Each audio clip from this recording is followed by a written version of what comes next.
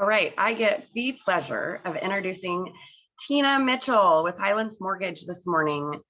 What are you passionate about outside of business? She loves canasta, puzzling, and color booking.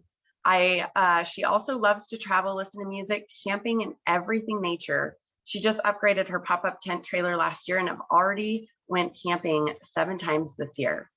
Share a little bit about her family. She lost her dad in 2004, but still has her mom and spends lots of time with and her little sister.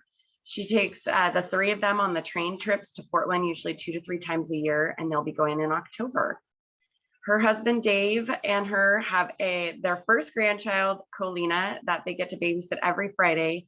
And thank goodness that her husband Dave is retired, so she can still work on Fridays, but she doesn't take any appointments except for client consultations after 6 p.m. Fun fact, her name is a mix of her mom and dad's first names, Colt, her dad, and Serena, her mom, for Colina. And what would her entrance theme song be? For sure, the Rocky theme song. I love that. So without further ado, Tina, take it away. Thank you for the introduction, Nicole.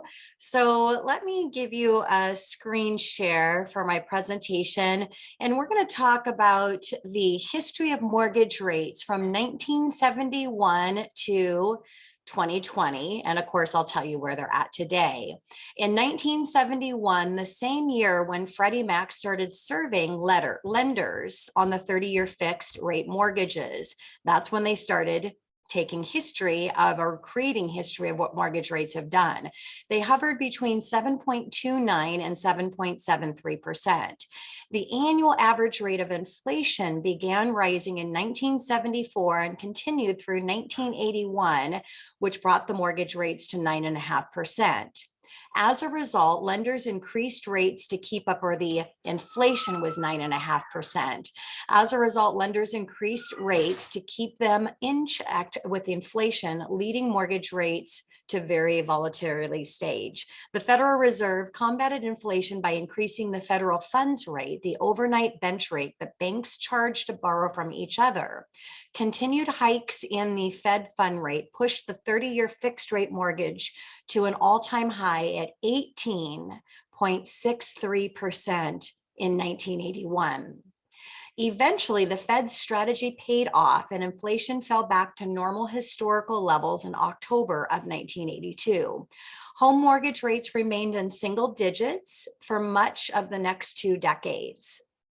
Now, the mortgage rates trend continued to decline until rates dropped at 3.31% in November of 2012, the lowest level in the history of mortgage interest rates. Side note, this is when the feds started purchasing mortgage-backed securities to artificially keep the mortgage interest rates low. To put into perspective, the monthly payment for a $100,000 loan at historical peak rate of 18.63% in 1981, the principal and interest payment would be $1,558 compared to $438 at historical low rate of 3.31% in 2012. Now, today, the 30-year fixed rate is at 2.875, increased from the lowest ever on record of 2.25%. The increase that we have seen is because of inflation. Inflation is the arch enemy for mortgage interest rates. Now we have three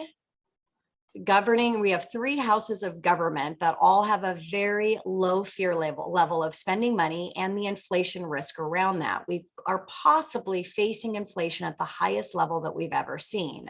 Possibly. We don't have a divine government. All 3 branches are under the same control and the same party. Inflation definition simply puts, inflation is the increased cost for goods and services. What cost you $100 yesterday to purchase may cost you $105 today. The value of the dollar is worth less, so it takes more dollars to purchase those same goods and services. Who gets hurt from higher inflation? Well, lenders are hurt because the money they lend yesterday is worth less today.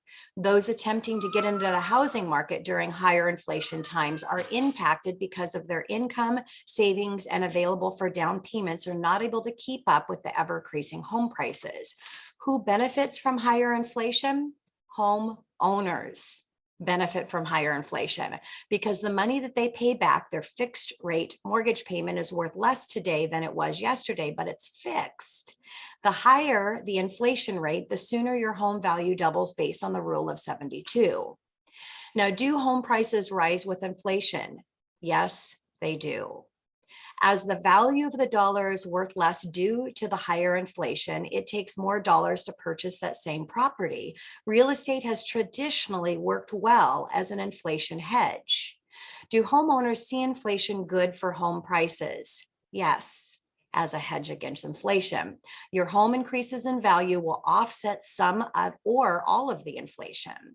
They are only a handful of hedges against inflation, real estate being one, and gold, maybe Bitcoin, also being another. Assets that will inflate as the cost of everything goes up. This is a much better position to be in than someone trying to get into the market. For those that own investment properties, rents increase will also most likely happen in inflation, which we've definitely seen that. Inflation is really challenging for renters. Increased rent payments, higher interest rates to get into a mortgage, and a higher cost for a home. So let me show you an inflation water example, water bottle example. This is what hyperinflation looks like if you don't own a home. So let me readjust here. I got a lot of stuff going on. Let me adjust my video.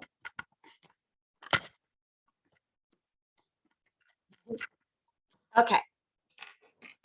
So we have 4 water bottles. This represents a home price right now today.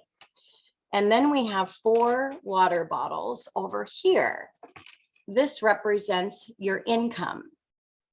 Now with an income, 2 of your 4 water bottles go towards your expenses. Because you're smart and you're strategically financially smart, you're putting 1 towards savings and 1 towards discretionary income.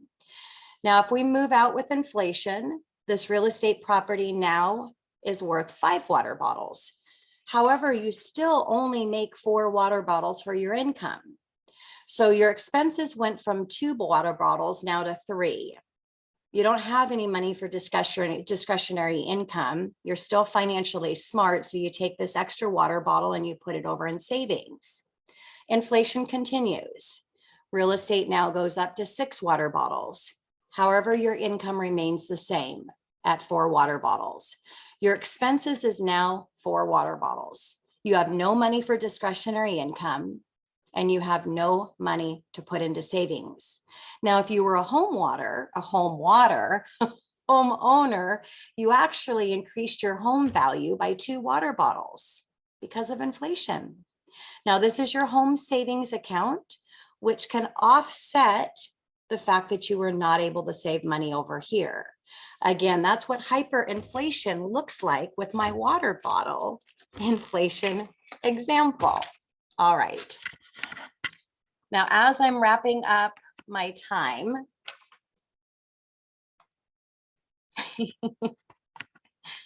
a little bit of fun here, readjusting my camera. All right, so I want to give you one more visual. It's a different conversation than what I just shared. Okay, we're just going to leave that there. That's all good. So when I'm talking with potential homeowners, they might be concerned about the possibility of an adjustment in the real estate market. Nobody can predict what real estate is going to do. I am not a real estate expert. That is Carrie's space. So I would always defer my buyers. I will give you my opinion, but I would have you talk with Carrie to get an idea of what she thinks that real estate is going to do. Here in our area, we know that we have a shortage of land. With a shortage of land, that means you can't build homes. The cost of labor and all of the building supplies have gone up dramatically, which makes it even more difficult. There's no labor, so they have homes sitting and they can't even finish because there's nobody to actually do the work. And then with interest rates increasing, again, if inflation happens, that is bad for the bond market. Mortgage rates are directly tied to how the Fannie Mae 30-year bond is trading. So when the bonds drop in trading price, mortgage rates go up. The feds have to stop purchasing mortgage-backed securities at some point of time, because where they're putting all of this money, we are going to have to pay it back. And it's impacting a lot of other things. Our retirement funds are getting impacted. So they're already talking about the tapering and how they're going to transition into stopping to purchase mortgage-backed securities. So what are real estate homes going to do? My best crystal ball is saying they're going to continue to appreciate in value. So I like to give this visual to clients and just say, what if the real estate market did drop, and you do believe that mortgage rates are going to continue to go up? This is what it would look like. If you bought a house today that was priced at $700,000 and you could lock in at 2.875, let's just say you're doing a 20% down payment, your principal and interest payment only would be $2,323. Now, if you waited a year and property values just dropped 5%, yes, you would get a discount on that home compared to where you purchase it today, $665,000. However, if we're confident that mortgage interest rates are going to go up because of all the reasons I shared with you this morning, the rate, let's just say it's 3.875. That principal and interest payment would be $2,502. That is $178 a month more. Now, let's just say you could afford that payment of $2,500. Today, you could actually purchase a home for $753,000 to keep your payment at $2,500. Now, yes, you have a little bit lower down payment at the higher priced home. You did lose appreciation. 5 years, the interest paid would be $76,000 if you bought now versus $98,000 with the higher rate, even though the property value dropped. Net savings today would be $22,000. If you kept it over 30 years, the interest paid would be $76,000 versus the lower priced home at a higher interest rate of $368,000. Your net savings and interest at $92,000. That is what it looks like, the cost to buy now versus waiting. If you're concerned about the real estate properties dropping, but you do believe that the interest rates are going to go up.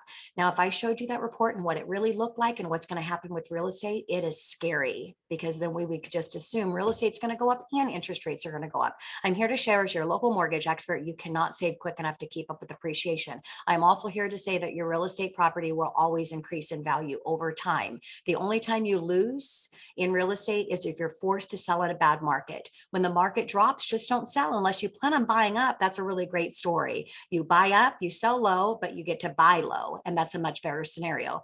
My name is Tina Mitchell. That is your presentation for the week, making a difference in families' lives, one mortgage at a time.